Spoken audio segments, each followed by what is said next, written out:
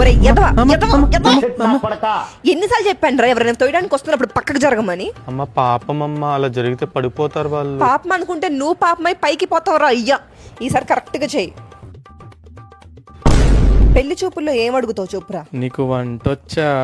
పెళ్ళయ్యాక జాబ్ మానేస్తారు కదా, పిల్లలకి మాత్రం 1-2 years గ్యాప్ వద్దే, వెంటనే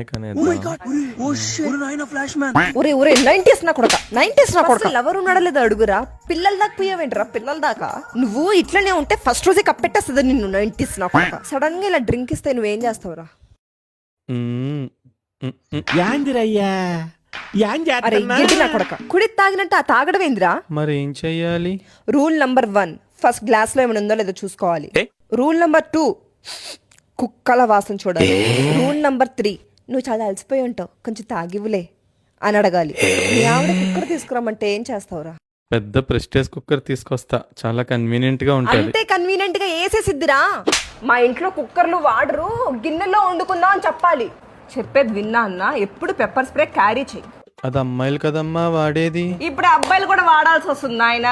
ఏంద్రా ఇంత అమాయకంగా ఉన్నావు? ఒరే నీకు పెళ్లి అవ్వకపోయినా పర్లా, ఫస్ట్ ఈ ట్రైనింగ్ కంప్లీట్ చేశాకనే పెళ్లి చేస్తా నీకు. అమ్మా పెళ్లి తర్వాత కూడా నువ్వు మాతోనే ఉంటావు కదా. ఒరే నీతో పాటు నన్ను కూడా చెక్కేస్తారా?